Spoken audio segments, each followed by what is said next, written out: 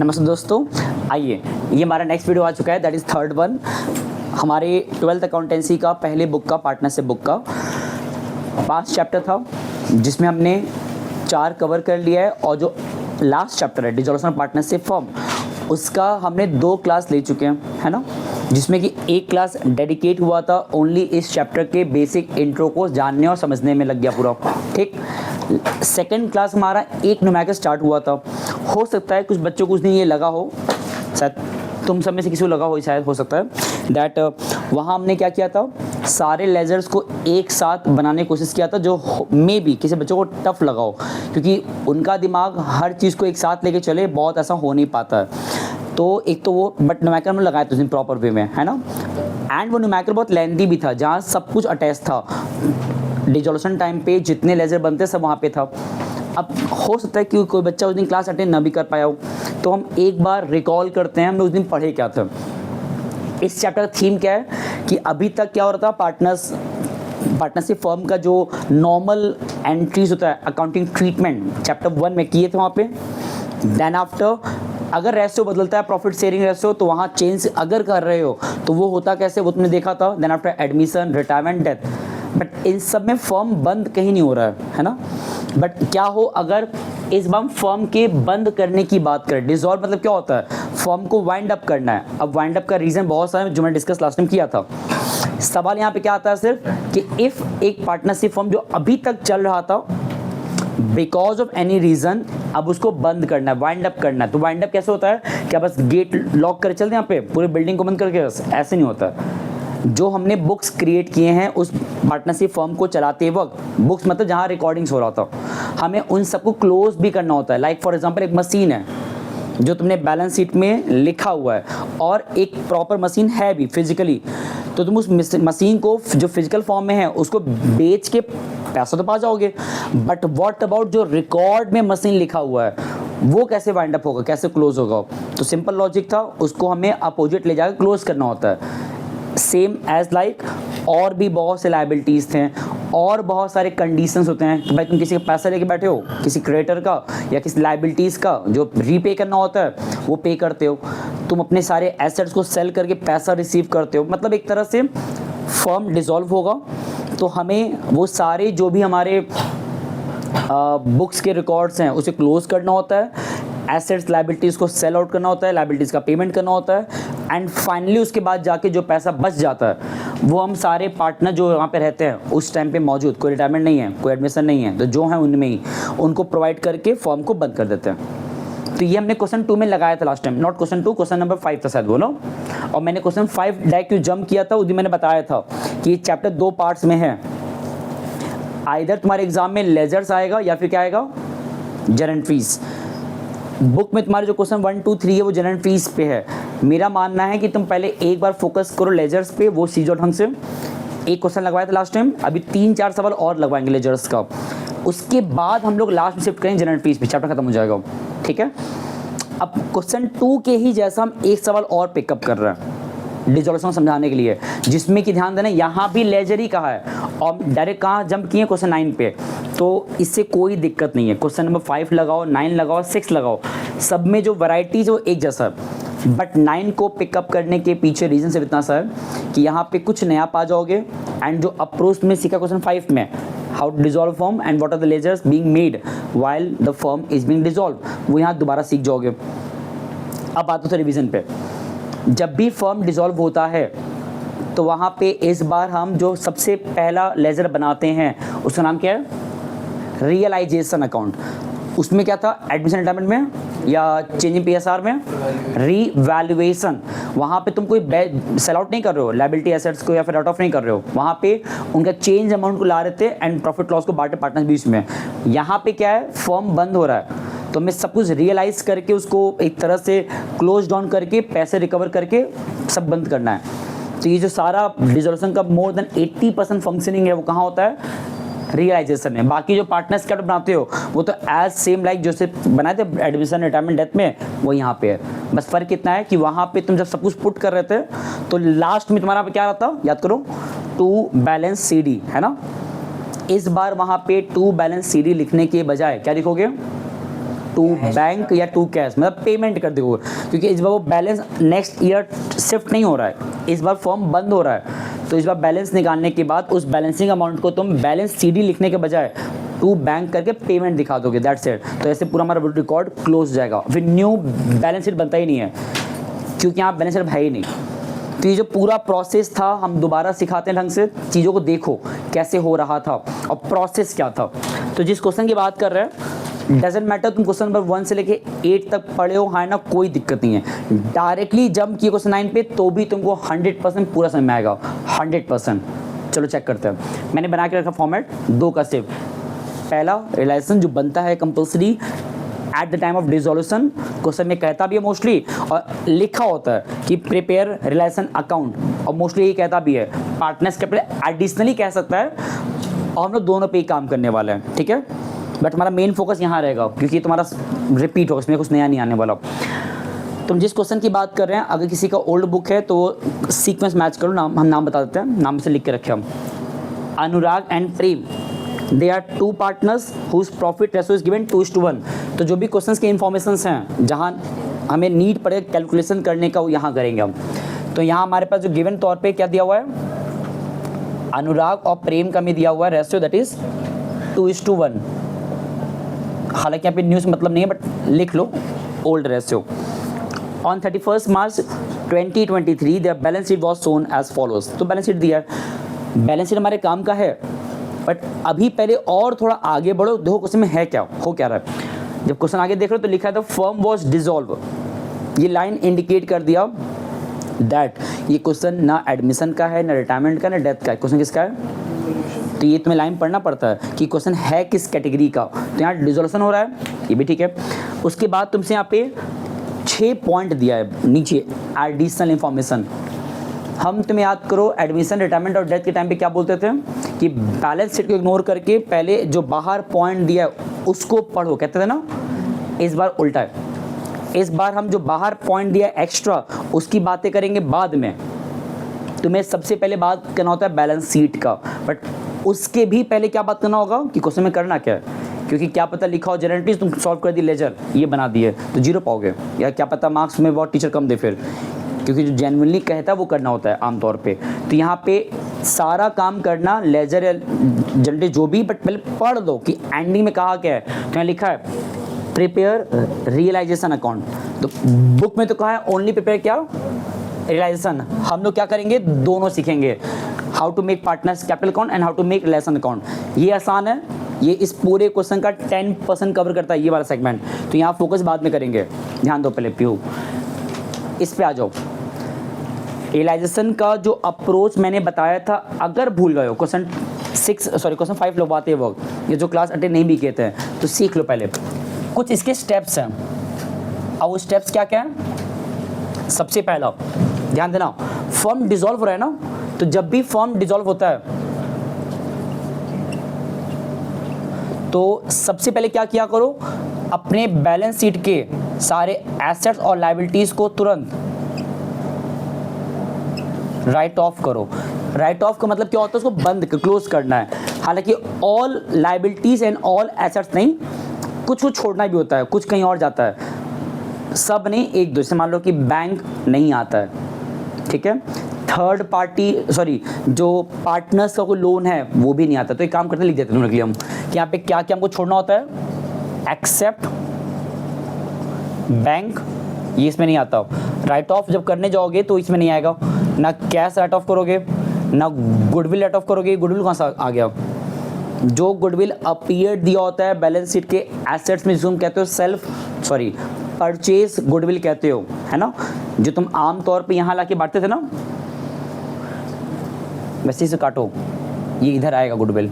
तो bank, cash और क्या रहेगा, कोई भी तुम्हारा पार्टनर्स लोन अगर है, पार्टनर्स लोन, ये सबको छोड़ के बाकी तुम जितना यहाँ पे एक और जोड़ लो, कैपिटल, क्योंकि इसमें आता है कैपिटल। तो इन सभी को छोड़ के बाकी जितना कुछ दिया है बैलेंस शीट के लायबिलिटी एसेट्स में, वो सब यहाँ पे आएंगे राइट ऑफ होने के लिए स्टेप 1 में। ये तुम्हें करना होता है, यहाँ लिख दे रहा हूं स्टेप 1, ठीक है। दूसरा क्या करना होता है उसके बाद, जो भी हमारे पास बाहर दिया है एडिशनल इंफॉर्मेशन, क्वेश्चन के बाहर जो दिया होता है उसको सॉल्व करो एक एक करके, मतलब उसको पढ़ो और सॉल्व करो। सॉल्व का मतलब क्या होता है, जो कहा है वैसा करो, सिंपल। मतलब तुम्हें एडिशनल जो होता है इन्फॉर्मेशन वहाँ कब जाना है, सेकंड स्टेप में। थर्ड स्टेप क्या है, हमारे पास जो भी रिमेनिंग या रिमेनिंग नहीं, लेफ्ट करो जहाँ से आएगा, लेफ्ट ओवर एसेट्स या लायबिलिटीज बच जाएंगे, उनका हमको यहाँ पे ट्रीटमेंट करना होता है। कैसे ट्रीटमेंट, कि अगर एसेट्स है तो उनको सेल करो, लायबिलिटीज है तो उनसे पैसा उनको पे करो। तो ये काम हमें करना होता है। ऐसा होता है बहुत बार कि किसी एसेट्स के लिए कोई बात ही नहीं कहा है, लाइक तुमने मशीन राइट ऑफ कर दिया, अब मशीन का क्या हुआ, मशीन को बेच के पैसा रिसीव हुआ भी कि नहीं हुआ, क्वेश्चन में कहीं लिखा ही नहीं है, तो उसको एकदम जीरो मान ले। अब नहीं, कुछ भी नहीं कहा है तो भी तुम मशीन को बेच के पैसा मिल गए मान के चलोगे, एज्यूम कर लोगे। कोई क्रेडिटर है 1 लाख का और नीचे कहीं लिखा नहीं, पेमेंट के बारे में कहा नहीं है, मतलब यहाँ पे एडिशनल इन्फॉर्मेशन में जो क्वेश्चन के बाहर दिया होता है नहीं कह रहा है कि उस क्रेडिटर क्या करना है, पेमेंट करना है कि कुछ कहा नहीं है, तो उसको तुम जीरो मान के पेमेंट नहीं क्यों, ऐसा नहीं हो सकता। नहीं कहा है तो भी बाय डिफ़ॉल्ट पे करना पड़ता है। तो मतलब एक तरह से तुम्हें चेक करना होता है फिर कि कुछ छूट तो नहीं गया, और ये चेक कैसे करते हैं अभी सिखाएंगे हम। एंड लास्ट उसके बाद क्या होता है, फोर्थ स्टेप, सिंपली उसका बैलेंस निकालो रिलेशन का, और जब बैलेंस निकालोगे तो बैलेंस आमतौर पे कुछ भी आ सकता है, प्रॉफिट या लॉस। प्रॉफिट कैसे मालूम चलता है, कौन है आर सर बी के, प्रॉफिट कैसे मालूम चलता है, ये डेबिट में आता है और लॉस क्रेडिट में आता है। तो जहां भी ये चला जाए बैलेंस, तुम्हें ये चारों स्टेप को करना है एक एक करके। तो जो लोग लास्ट क्लास अटेंड नहीं किए थे, हम लोग पता है यही चीज़ उस दिन फॉलो किए थे, आज फिर करते हैं। पढ़ो, पहला क्या लिखा है, बैलेंस शीट में जो लायबिलिटी एसेट्स दिया उसे राइट ऑफ करना है। चलो करते हैं। तो एक काम करो, एक बार जो भी तुम्हारे बैलेंस शीट की लायबिलिटी एसेट्स दिए हैं इंफॉर्मेशंस, उसको रिवर्स जाके पोस्ट करो। बस 1 मिनट में आ रहा है, टुकू आ रहा है।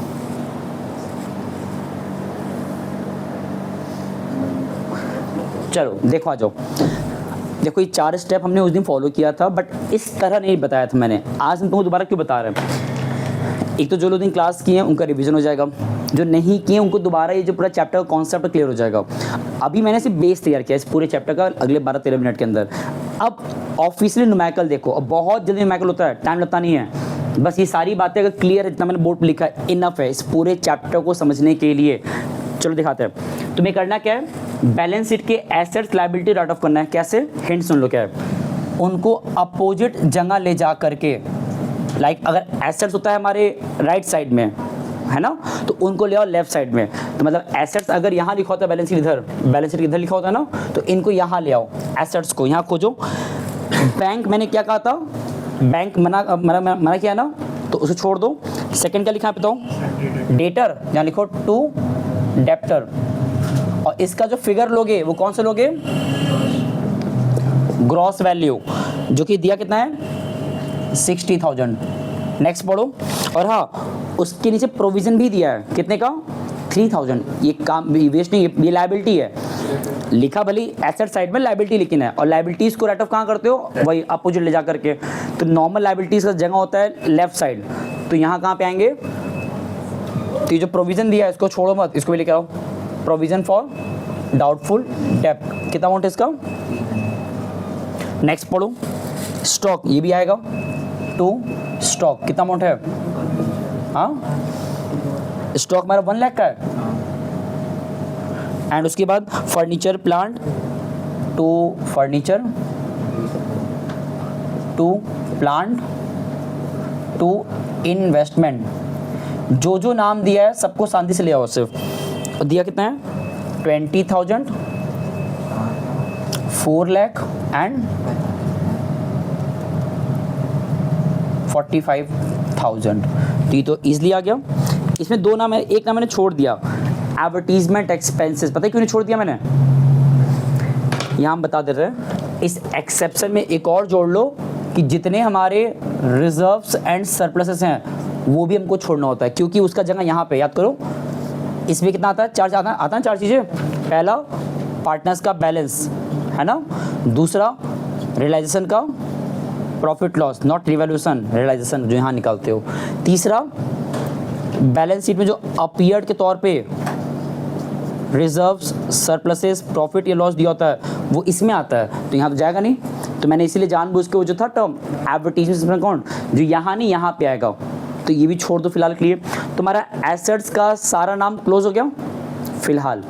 अब इधर आ जाओ, क्या नाम दिया हुआ है, क्रेडिटर ले आओ, बाई क्रेडिटर कितना दिया हुआ है 60,000, इसको लिखो। अब देखो मिसेस अनुराग लोन लिखा है, अनुराग देख के ये मत कहना पार्टनर से ही, तो मिसेस मतलब उसकी वाइफ का लोन है ना, तो वाइफ का loan as a third party loan कहलाता है। यहाँ देखो मैंने क्या लिखा था, पार्टनर अगर लोन है, पार्टनर्स को लेके लोन है तो वो यहाँ पे नहीं आएगा, उसका अलग से बनता है। बट मिसेस मतलब क्या हो गया, उसके पार्टनर का नहीं, उस पार्टनर की वाइफ का है ना, that is third party loan which can you can say external liability, वो यहाँ पे आएगा। तो कैसे लिखोगे इसको, by Mrs Anurag's wife, wife क्यों लिख रहे हो, इनफ है, अनुराग से वो मिसेस इंडिकेट हो गया क्योंकि वाइफ का है लोन। कितना अमाउंट इसका है 50,000 है ना, अमाउंट देखते रहो, गलत में लिखे हम 80,000। नेक्स्ट पढ़ो। अब देखो उसके ठीक नीचे लिखा अनुराग लोन, ये इसमें आएगा क्यों, क्योंकि वो पार्टनर्स का लोन उसका अलग से बनेगा, तो भी छोड़ दो, यहाँ स्पेस है, यहाँ बना लेंगे बाद में हम। बाद में क्या WCR, WCR रिजर्व में आता है, वो इसमें आएगा, ये भी छोड़ दो। देखो जो जहाँ जाएगा वहाँ पे लेके जाओगे, सब इसमें नहीं आता है राइट ऑफ होने के लिए, इसे में लिखा था एक्सेप्ट, ध्यान देना एक्सेप्शन कौन सा था, PL भी दिया है वो इसमें आएगा, प्रॉफिट लॉस है ना, एंड कैपिटल भी इसी में आएगा। मतलब ले दे के हमने जो जो एसेट्स लाइबिलिटीज राइट ऑफ के लिए आ सकता था ला दिए, और जो छोड़ा भी है मैंने वो एकदम छोड़ा नहीं है, वो भी यहाँ पे आएगा बाद में।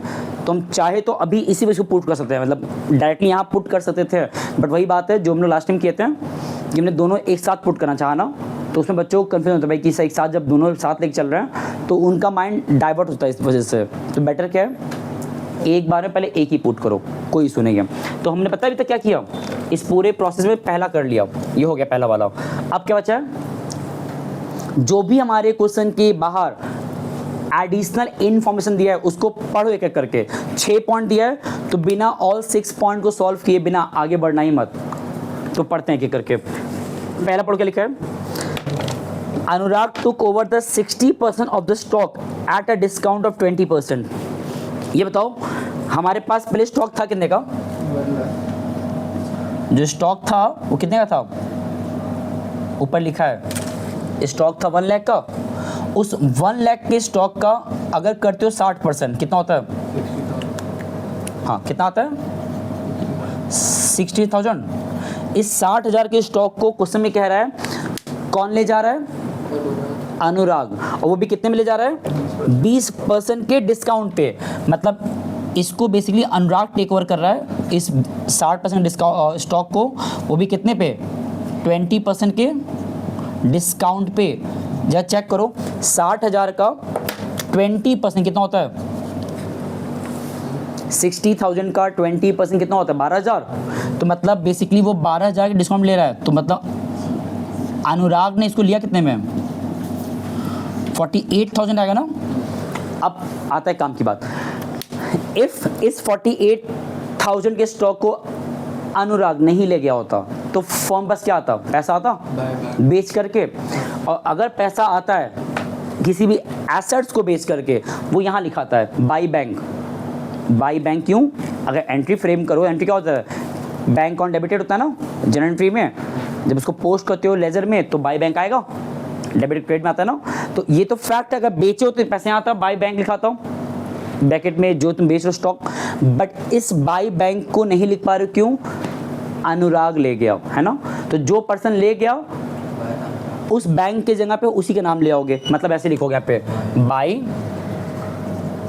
अनुराग कैपिटल अकाउंट, और रीजन क्या लिखोगे यहाँ पे, क्यों हमने अनुराग का नाम यहाँ पे लाया, बिकॉज इसने यहाँ पे स्टॉक को टेक ओवर कर लिया कितने में 48,000 में। बट अभी स्टॉक खत्म नहीं हुआ है, अभी हमने स्टॉक का सिर्फ 60% काम किया है। अब आगे और क्या कह रहा है पढ़ रहा हूँ, लिखा है 25% ऑफ द रिमेनिंग स्टॉक। ये बताओ यहाँ पे पहले कितना रिमेनिंग है, ये बताओ रिमेनिंग स्टॉक यहाँ कितना बचा है? आउट ऑफ 1 लाख यहाँ चला गया 60,000, कितना बचा है? 40,000। इस 40,000 को लेके कुछ बातें कह रहा है, और क्या बातें कह रहा है? पढ़ो क्वेश्चन क्या लिखा है। लिखा है 25% of the remaining stock.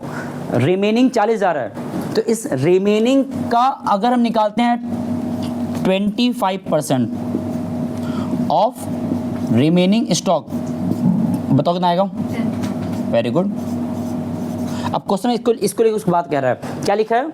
Remaining जो स्टॉक है, रिमेनिंग स्टॉक का 25%, 10,000 आया। क्वेश्चन में कह रहा है हमने उस स्टॉक को 40% के प्रॉफिट पे बेचा है, सेल किया है।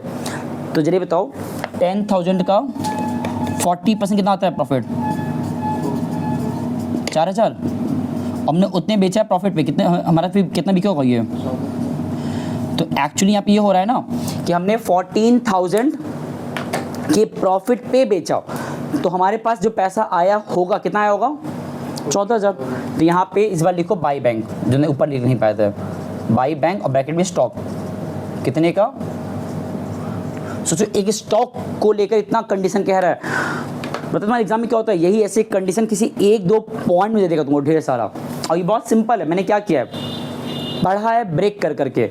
पहले क्या कहा था कि स्टॉक का 60% बेचा गया, दिया गया अनुराग को, वो भी 20% डिस्काउंट पे। तो तुमने पहले देखा कि 1 लाख का 60% होता है 60,000, तो बात तो 60,000 कर रहा है। वो भी क्या कह रहा है कि अनुराग ने उस 60,000 स्टॉक को ले गया 20% डिस्काउंट पे। मतलब यहाँ पता है फर्म अपना नुकसान कर, लॉस करा रहा है। फर्म को ये 12,000 कम मिला या नुकसान हो गया, बट कोई बात नहीं, फर्म डिजॉल्व हो रहा है। तो अनुराग 48,000 ले जा रहा है, तो उसी के नाम यहाँ पे आ गया। देन आफ्टर जो रिमेनिंग हमारे स्टॉक थे, रिमेनिंग 40,000, उस रिमेनिंग का भी 25% बात कर रहा है सिर्फ। तो रिमेनिंग का 25% कितना होता है? 10,000। उसको बेचा गया 40% प्रॉफिट पे बेचा गया, सेल किया गया है। तो 10,000 का 40% 4,000, बेचा गया 14,000 पे। अब जो रह गया इसका भी रिमेनिंग, अब जो और रह गया कितना रह गया? 30,000। जरा पढ़ो से क्या लिखा है। And the remaining are realised nothing. क्या लिखा हुआ है? जो अब लास्ट में रह गया उनसे पैसा कुछ मिला ही नहीं। जब पैसा नहीं मिला तो इसको हम भूल जाएंगे। अब मतलब फर्म इसको लॉस मान करके एकदम इग्नोर करेगा। ऐसा होता है डिसॉल्यूशन के टाइम पे तुम्हारे बहुत सारे नुकसान होते हैं, तुम्हें सब झेलना पड़ता है अकेले। तो यहाँ पे जो स्टॉक से कुछ मिला नहीं तो तुम इसको एज अब एकदम ये मान लो कि पैसा डूब गया।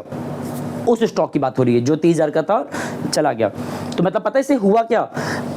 स्टॉक को लेकर मैं सारी बातें कंप्लीट हो गया जो पहले पॉइंट में कहा था। अब पढ़ो सेकंड पॉइंट क्या लिखा है। और हाँ, यही सेम बात तुम्हारे एग्जाम में भी आएगा, ऐसा नहीं है, वहाँ पे कुछ और चेंज कर सकता है। तो तुम्हें क्वेश्चन के लाइनिंग को पढ़ के समझना आना चाहिए, बहुत हार्ड नहीं था। सेकंड पढ़ो क्या लिखा है। Firm had to pay 90,000 as a compensation to workers. इसका मतलब क्या होता है? WCR हमको पे करना है, not WCR, WCC, workman compensation claim. कितने का? और ये जो क्लेम पे करना है, क्या इसको पे करने के हमारे पास रिजर्व्स हैं? ऊपर देखो, जाके देखो, हमारे पास ऊपर रिजर्व था 1,20,000 का। तो उस रिजर्व में से हम क्या करेंगे? बात पे समझ लो, हमारे पास रिजर्व है, कितने रिजर्व है? 1,20,000 का। उस रिजर्व में से पहले 90,000 यहाँ लेकर आओ। जो रिजर्व डायरेक्टली यहाँ जाने वाला था एज पर रूल्स के हिसाब से, यहाँ पे लिखा हुआ है कि एज पर रूल्स के हिसाब से उस रिजर्व का प्लेस कहाँ होता है? पार्टनर्स कैपिटल में। और किसको बांट दिया जाता है? पार्टनर्स को बीच में। बट बिकॉज यहाँ पे रिजर्व के ऊपर क्लेम आ रहा है, तो मतलब ऑब्वियस बात है सारा रिजर्व उनको नहीं मिलने वाला पार्टनर्स को। उस 1,20,000 में से जो रिजर्व क्लेम पे चला जा रहा है, तो पहले यहाँ लिखोगे इस तरीके से, कैसे? By WCC। कितने का? कितना अमाउंट था? 90,000। अच्छा यहाँ पे आर होगा, सॉरी, ब्रैकेट में WCC कि मतलब इतने का क्लेम आ रहा था। तो हमने क्या किया? अपने सारे रिजर्व में से कुछ पैसा यहाँ पे शिफ्ट किया। देखो, जो भी पेमेंट होना है या रिसीव होना है, पेमेंट करना है, रिसीव करना, दोनों ही काम यहाँ से होता है रियलाइजेशन में से। तो अगर हमें क्लेम का पैसा देना है वर्कमैन कॉम्पेंसेशन के क्लेम का, तो वो इधर से पेमेंट होगा, बट पेमेंट कर कैसे जा रहा है, किया कैसे जा रहा है, पहले उस रिजर्व के पैसे को यहाँ लाया गया, फिर उसके बाद अगर पेमेंट करना है तो पेमेंट कर दो। यहाँ लिखोगे टू बैंक, ब्रैकेट में WCC 90,000। दोबारा एक बार देख लो, तुमको अक्सर जब दोनों जगह 90 लिखना था तो आपने लिखा ही क्यों, फिर वो तो न्यूट्रल हो गया फिर ना। ऐसा नहीं है, तुमको एंट्री दिखाना पड़ रहा है क्योंकि अब जो रिजर्व का पैसा था बैलेंस शीट में 1,20,000 वो घट चुका है। वो कितना रह गया सिर्फ अब, आउट ऑफ 120 90 यहाँ इस्तेमाल हो गया, तो बचा कितना सर 30,000, वो यहाँ बटेगा पार्टनर के बीच में। तो मतलब यहाँ पे 90 लिखना वो हमारा वेस्ट नहीं है, और पेमेंट करना ही था WCC के नाम पे, बिकॉज यहाँ पे तुम होल्ड नहीं कर सकते हो, फॉर्म डिसॉल्व हो चुका है, तो वर्कर्स अपने पैसे को ऑन द स्पॉट मांगेंगे, तो तुमने पेमेंट भी कर दिया, रिजर्व लाया और पेमेंट कर दिया। अगर ऐसा होता कि रिजर्व रहता ही नहीं, तब क्या करते, मान लो कि यहाँ पे WCC होता है, WCR रहता ही नहीं, स्टिल तुमको पे करना है वर्कर्स को, तब क्या करते, तब ये नाम नहीं आता, तुम सिंपली पे कर दो, दैट्स इट, जितना कह रहा है पेमेंट करने के लिए। और वो सारा पैसा कहाँ से निकाल लो फिर, रियलाइजेशन से। ये वो प्लेस है जहाँ से सारा डिसोल्यूशन का मेन काम सब हो रहा है, पेमेंट करना भी या स्टॉक को किसी एसेट्स को बेचे पैसा कमाना भी, सब काम यहाँ से होगा। नेक्स्ट पढ़ो क्या लिखा है, creditors took over the investment in full settlement. ये क्या होता है, जो हमारे क्रेडिटर्स थे कहाँ गए, ये रहा, और इन्वेस्टमेंट कितना हमारा दिया हुआ है 45,000। तो क्रेडिटर्स ने क्या किया, उनको चाहिए था पैसा कितना 60,000। उनको इस बात से डर रहा होगा कि भाई मेरा पैसा डूब ना जाए, फॉर्म डिसॉल्व हो चुका है, तो मेरा पैसा क्या पता मिले ना फॉर्म से। तो फॉर्म से उन्होंने इंसिस्ट किया होगा भाई ठीक है, आप मुझे कम से कम अपना जो इन्वेस्टमेंट है 45,000 का वही दे दीजिए, हम खुश हो जाएंगे। यहाँ नुकसान हो रहा है क्रेडिटर को, हो रहा है 15,000 का पैसा कम मिल रहा है ना। स्टिल ऐसा होता है, इसको बोलते सेटलमेंट करना। दैट यहाँ पे क्रेडिटर ने क्या बोला कि ठीक है भाई, आप मेरे नाम को ख़त्म कर चुके हो अपने बुक्स रिकॉर्ड में से, अपोजिट ले जा करके, बस उनको बस क्या चाहिए, पैसा चाहिए, अपना पैसा। तो उन्होंने क्या किया, पैसे मांगने के बजाय फर्म से इंसिस्ट किया, फर्म मतलब इन लोग से इंसिस्ट किया कि ठीक है अपने फर्म का जो इन्वेस्टमेंट है वो आप किसी को बेचिए मत, मुझे ही दे दीजिए, मुझे मतलब कि क्रेडिट दे दीजिए। तो इसका मतलब पता है यहाँ पे क्या हो रहा है, इसको तुम्हें समझो इस तरीके से, दैट क्रेडिटर को हम इन्वेस्टमेंट दे करके सेटलमेंट कर लिए हैं। और जब भी ऐसा केस होता है ना जहाँ पे हमने किसी अपने क्रेडिटर को या लायबिलिटीज़ का पेमेंट एसेट्स को दे करके किया है, जिसको तुम कह सकते हो म्यूचुअली बिना पेमेंट के कंसिडरेशन के तौर पे किया गया है, तो ऐसे केस में इस चीज़ का एंट्री नहीं बनता है। क्यों नहीं बनता है, क्योंकि नाम तो ख़त्म हो चुका है, यहाँ पे नाम तो है ही नहीं, क्रेडिटर और इन्वेस्टमेंट ये दो वर्ड्स थे बैलेंस शीट के अंदर, वो तुम अपोजिट लाके क्लोज कर चुके हो, दैट डजंट मैटर, नाम का मतलब ही नहीं है। बस सवाल था पेमेंट करने का कि इनको पे करो और इसको बेच के पैसा कमाओ। अब इमेजिन करो तुम क्रेडिटर्स को, तुम इन्वेस्टमेंट को पहले बेचे होते, पैसा हाथ में आता, फिर तुम जाके इनको पे किए होते, इतना प्रोसेस लंबा करना ही क्यों है। सिंपली हम क्या किए, बेचने के बजाय वो इन्वेस्टमेंट बाहर इनको दिए और कह दिए अब पैसा मांगने मत आइएगा। तो ये क्या दिखाता है, सेटलमेंट हो गया। सेटलमेंट हो गया तो ना इनसे पैसा मिलेगा ना इनको पैसा देना है। तो इन दोनों का जो एंट्री है, इसको बेच के पैसा पाने का, इसको पेमेंट करने वाला, एंट्री नहीं बनेगा। तो जो पॉइंट कहा है दैट इज़ थर्ड पॉइंट, ये पॉइंट वेस्ट नहीं है, ये तुमको ये बताना चाह रहा है दैट ये वाला और ये वाला काम खत्म, इसका एक एसेट्स का एक लायबिलिटीज़ का क्लियरेंस हो गया, ये इस पॉइंट का मतलब निकला, वेस्ट नहीं हुआ। नेक्स्ट पॉइंट क्या लिखा है, और ऐसा होता है कि कभी कभी कोई एसेट्स और लायबिलिटीज़ का हम लोग आपस में एडजस्टमेंट तौर पे क्या करते हैं, सेटलमेंट तौर पे दे देते हैं एक दूसरे को, काम हो जाता है। नेक्स्ट पॉइंट क्या लिखा है, fourth one, debtors were realised at 75% and the plant were realised at 20% less. ये क्या होता है टर्म रियलाइज्ड, हमने डेटर को बेच करके इतना पैसा पाया है।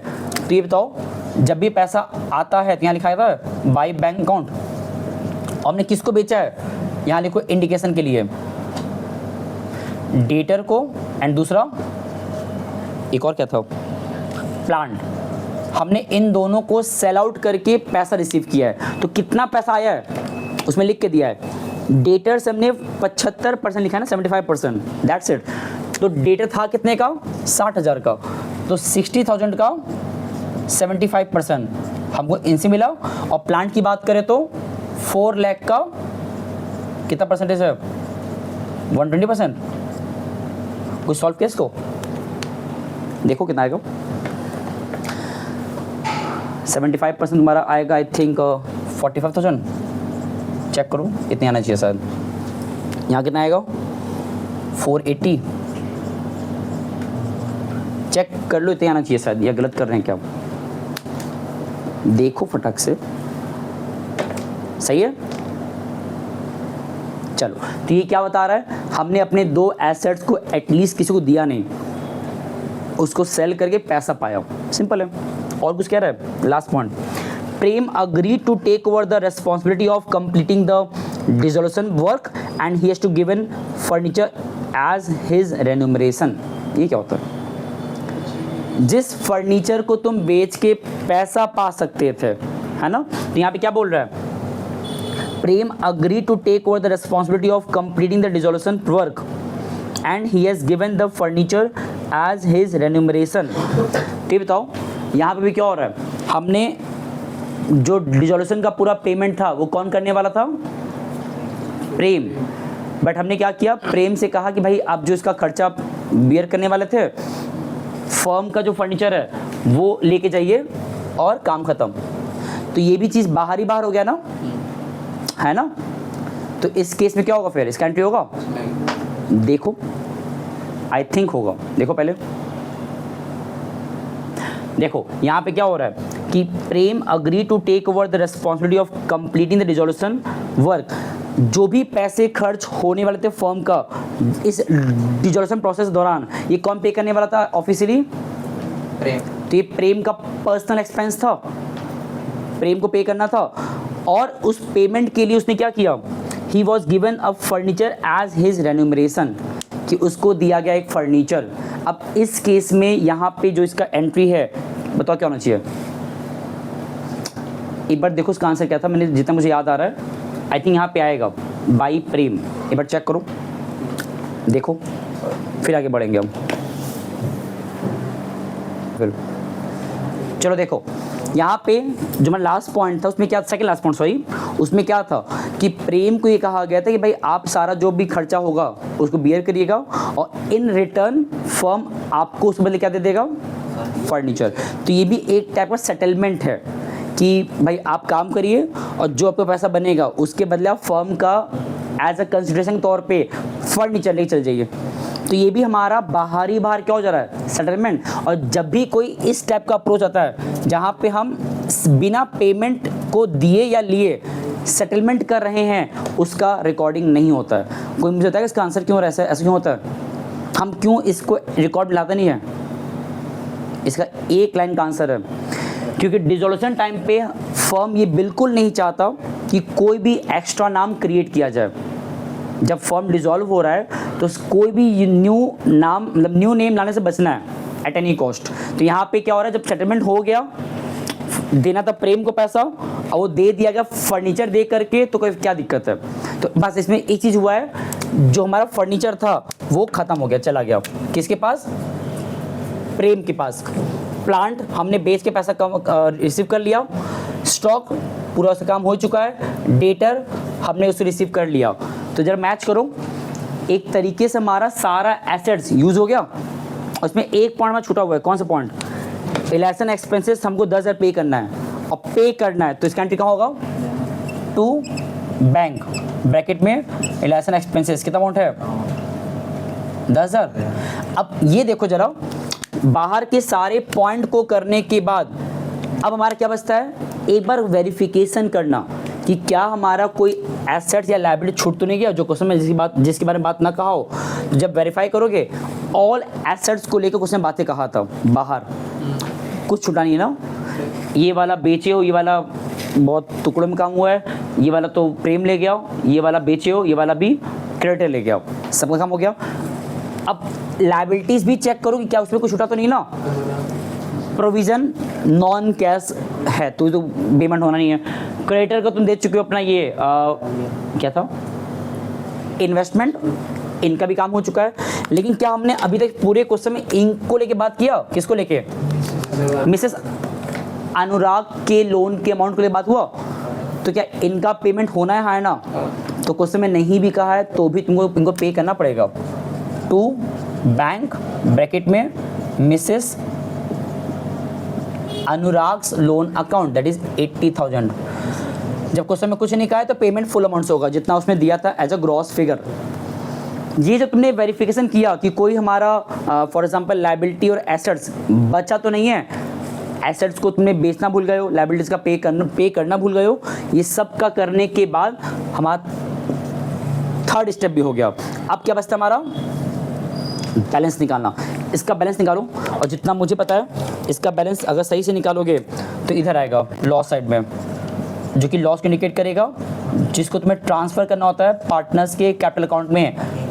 दो नाम है अनुराग एंड प्रेम। लॉस का जो अमाउंट यहाँ पे दिया हुआ क्वेश्चन में वो दिया 135। तुम लोग वेरीफाई करो, आंसर चेक करो, 135,000। और इसको तुम्हें बांटना होता है in the old ratio that is 2:1। कोई बांटा है इसको? कितना आ रहा है? 1,35,000 इंटू 2/3, 1,35,000 इंटू 1/3 कितना आएगा? बोलो। ये तुम्हारा आएगा 4,5,000। ऊपर कितना आ रहा है? 90। सही है ना? ये अभी हमने सिर्फ रिलेशन बनाया है, ये बनाना बहुत आसान काम है। ये इसमें तो समय लगता है बिकॉज यहाँ तुम 3 स्टेप फॉलो किए हो, 3 नहीं 4 स्टेप। अब जब यहाँ की बात करो पार्टनर्स कैपिटल, सबसे सिंपल ये है, क्योंकि यहाँ पे तुम्हें करना क्या है, लाओ ये करके पहला बैलेंस, क्वेश्चन बैलेंस दिया था कितना, यहाँ लाओ बाई बैलेंस BD 350 एंड 45। पहला तो हो गया। दूसरा क्या आएगा? रिलायंस का प्रॉफिट या लॉस जो भी हुआ था, हम आमतौर पे यहाँ लिखते थे रिवैल्यूएशन। अब क्या लिखे इस बार? तो इतना चेंजेस किए हम। यहाँ तो लॉस हुआ था ना, जो कि इधर होता है, तो इधर आएगा टू रिलायंस ब्रैकेट में लॉस। कितना लॉस है? लॉस इज 90 और 45। नेक्स्ट पढ़ो। तीसरा क्या लिखा हुआ है? Reserve surpluses. अब जो बैलेंस शीट में देखो क्या क्या छूटा हुआ है। तो एक था हमारा WCR, बट यहाँ लिखा है 1/20 का। कितना बचा था हमारे पास? 90 वहाँ इस्तेमाल हो गया ना, 30 बचा है। वो 30 इन पार्टनर्स दे दो by WCR out of 120, 90 use हो गया। जो 30 बचा है उस 30 को बांटो इन द ओल्ड रेशियो 2:1 में, जो कितना आता है 20,000 और 10,000। नेक्स्ट पढ़ो। इसमें एक और था रिजर्व IFR। ओके, एक गड़बड़ हो रहा है और शायद तुम यही सोच रही थी क्या? आई होप मैं यही बताना चाह रही हूँ ना कब से कि इसका आंसर नहीं आ रहा था प्रॉफिट लॉस का। पता है क्या गलती हुआ है? देखो गलती क्या मतलब, स्किप हुआ मुझसे, ध्यान नहीं दिया। अगर तुम्हारे क्वेश्चन में कभी भी, ये पढ़ो क्या लिखा है, अगर तुम्हारे कभी क्वेश्चन में इन्वेस्टमेंट दिया है और लायबिलिटी में IFR भी दिया है, लिखे नहीं ना, वही बताने जा रहे हैं हम कि अगर इन्वेस्टमेंट दिया है और क्वेश्चन में IFR भी दिया है, इन दैट केस यहाँ पे IFR भी आएगा। ये मुझसे छूट गया था, मतलब जो IFR यहाँ आता है ना नॉर्मली, बट अगर कभी इन्वेस्टमेंट क्वेश्चन में दिया है एसेट्स की जगह पे, तो वो IFR यहाँ आने के बजाय वहाँ लिखाता है। ये रूल है। हाँ, अगर नहीं होता इन्वेस्टमेंट, सिर्फ IFR रहता तो यहाँ आता। तो जो IFR का अमाउंट था दैट वाज 10,000 यहाँ रहेगा। अब इसे मैंने तुमसे कहा था कि देखो ये आंसर जो मैंने लिखा हुआ डायरेक्टली देख करके सही है कि नहीं है, अब फिर वेरीफाई कर लो, फिर आगे बढ़ेंगे हम। वो देना कैलकुलेटर, हम चेक कर लेते पहले। भाई निकलो, मैच करो इसका आंसर, फिर आगे बढ़ते हैं। 60, 1 लाख, 4 लाख, 20, 45, 90, 10 और 80, 90 होता है। 8,05,000 माइनस 13,000 माइनस 60, 80, 48, 14, 90, 45 कितना आ रहा आंसर? हाँ आपको कितना है? 86 ये बड़ा आएगा ना? क्या बोलो? नहीं है। मेरा कोई आंसर गड़बड़ हो रहा है, रुको देखने दो अच्छा पहले। कोई बात नहीं कथा, इतना बड़ा तुम ब्लंडर करवा रहे हो। देखो बहुत सारी गलतियां हुआ है, करेक्ट करते हैं। देखो सबसे पहला यहाँ पे कहा था 20% लेस, प्लांट हमारा प्रॉफिट पे नहीं बेचा गया है, उसमें लिखा है कि 20% लेस पे बेचा गया है। इसका मतलब कितने बेचा गया होगा? 80 पे। तो यहाँ पे कितना पैसा आएगा? 3,20,000। तो दो मिस्टेक था। पहला मिस्टेक कि प्लांट का सेलिंग परसेंटेज 20% लेस कहा था, तो 80 होगा, मतलब अगर 120 भी कहा हो तो गलत नहीं था, बस मैंने जो एज पर बुक के अकॉर्डिंग 20 लेस वही लेना पड़ेगा। और एक बहुत इंपॉर्टेंट बात क्या था, IFR जो मैंने यहाँ पे छोड़ दिया था, बिकॉज यहाँ पे आता है नॉर्मली, बट बिकॉज किसी क्वेश्चन में अगर इन्वेस्टमेंट दिया होगा बैलेंस शीट के एसेट्स में, यहाँ दिया था ना, तो इन दैट केस IFR यहाँ नहीं ला सकते हो, वो कहाँ लेकर जाओगे? उस साइड। ये नियम है। और अब सॉल्व जब करोगे तो आंसर तुम्हारा आ जाएगा 135। अब इधर आ जाओ, तो यहाँ हमारा WCR 120 का था, 90 यूज हो चुका है, कितना 30 बचा था, वो बढ़ चुका है। IFR वहाँ जा चुका है, बचा क्या? PL, वो यहाँ पे आएगा बाई PL अकाउंट, जो कितना दिया हुआ है? 5,000। जरा बांटो between both the partners in the ratio 2:1, कितना आता है? इसको बताओ कितना आएगा? ये 4,000 और नहीं, कितना आएगा? कितना दिया है? प्रॉफिट लॉस दिया है 5,000। जरा बांटो इसको 2:1 में, थोड़ा डेसिमल जाएगा ये 4,000/3, ये तुम्हारा आ रहा है 1, 3, 3 एंड 3 इंटू 2, ये तुम्हारा आएगा 2, 6, 6, 7। यहाँ कोई दिक्कत नहीं है भाई, जो अमाउंट था बांट दिया मैंने, डेसिमल गया, उससे कोई इशू नहीं है। यहाँ का तो रिजर्व खत्म। एक और था लाइबिलिटी एसेट्स में एक्सपेंस, एडवर्टीजमेंट एक्सपेंसेस यहाँ पे आएगा 2 एडवर्टीजमेंट। कैसे? क्या? 5,000/3 1, अच्छा 16 आएगा ना, आज दिन सही नहीं है 1667, ठीक है ना, इंटू 2, हाँ सही करो उसको, 333 आएगा ना, 43 मतलब। ओके, अब जरा उसको बांटो एडवर्टीजमेंट एक्सपेंसेस को, जो कितना अमाउंट दिया है 15,000, ये तो बढ़ जाएगा इक्वल 2:1 में 10,000 एंड 5,000, ये सही है। चलो अभी बताओ, डायलॉग मार देंगे ना तुम लोग, हंसोगे फिर कि ये सब गलतियाँ हम जानबूझ से कर रहे हैं, कि तुम लोग सीखो और अपना जो भी है करेक्शन आइडेंटिफाई कर पाओ, है ना। चलो उससे कोई इशू नहीं है। देखो हम लोग कुछ गलत नहीं कर रहे हैं, यहाँ पे जो मिस्टेक्स है ना कैलकुलेशन, वो जल्दीबाजी में होता है, उसमें बहुत इशू नहीं है। सब कुछ लाने के बाद अब देखो यहाँ पे वो भी था ना, लोन अकाउंट अनुराग का, वो अलग से बनता है। यहाँ पे स्पेस में बस नहीं है, तो यहाँ देख लो सब, अनुराग का जो लोन अकाउंट है वो कुछ ऐसा बनेगा, ये देखो, बिकॉज अनुराग का जो लोन है वो लिखा है लाइबिलिटी में, और लाइबिलिटीज़ का ओपनिंग बैलेंस कहाँ जाता है, कल बताए थे हम, वो जाता है क्रेडिट में। तो यहाँ लिखोगे बाई बैलेंस BD, कितना दिया हुआ है 50,000, इसका पेमेंट कर दो to bank as a balance figure 50,000। तो ये तो सिंपल है, लोन का पेमेंट डायरेक्टली कर दो, बात खत्म। यहाँ पे कोई इंटरेस्ट की बात नहीं कहा है, तो payment on the spot full amount से कर दो। बाकी अब जो तुम्हारा आखिरी स्टेप है, पता है क्या है, ये जो हमारे दो पार्टनर्स हैं, इतना प्रोसेस फॉलो करने के बाद इनके हिस्से में कितना पैसा आया after completing the dissolution process, वो बैलेंसिंग फिगर यहाँ लिख लो। बताओ कितना आ रहा है, इसका आंसर बताओ। To bank account as a, यहाँ पे तुम टू बैलेंस शीट लिखते थे ना, अब यहाँ पे क्या है बैंक, ये ध्यान देना।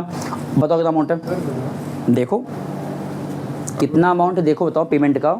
हाँ तो तुम लोग सॉल्व कर लो, कितना आएगा 3,20,000, 370 प्लस 3333 इतना आया माइनस, हाँ कहाँ पे, अरे हाँ सही कह रही हो।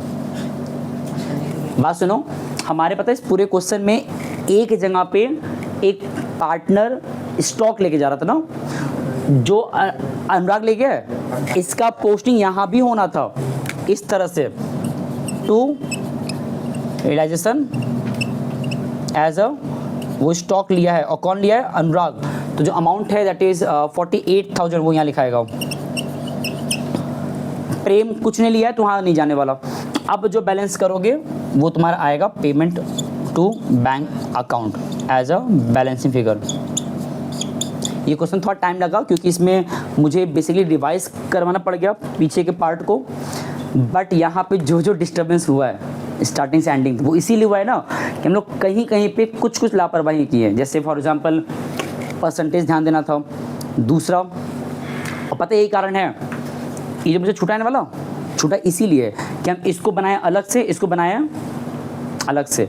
अगर हम इस टाइम जब पोस्ट किए थे अनुराग कैपिटल स्टॉक का, हम उसी टाइम अगर यहाँ पोस्ट कर दिए होते हैं तो गलती नहीं होता। एक और WCR जो यहाँ तुमने 90 लाया और जो बचा रिमेनिंग वो हम उसी वक्त यहाँ लिख दिए होते हैं, रिमेनिंग बांट दिए होते हैं, गलती नहीं होता। तो ये सब ध्यान देना होता है। हाँ कुछ नहीं, खैर ये सवाल हमारा काम करता, बट हाँ कोई नहीं, हम लोग अभी इस टाइप का कम से कम 3-4 सवाल और लगाने वाले हैं और इसमें कोई दिक्कत नहीं है। अकाउंट लगाते वक्त इतने बड़े सवाल को फेस करते वक्त 1-2 जगह एरर होता है, वो प्रैक्टिस से सही होता है जितना प्रैक्टिस करते हो। ठीक है, चलो इसको लिख लो, ढंग से देख लो और लोन का ध्यान देना, मैंने बनाया शॉर्ट में दम, ठीक है ना। बाकी चलो मिलते हैं नेक्स्ट क्लास में एक और नए सवाल से। ठीक है, चलिए थैंक यू सो मच और नमस्ते।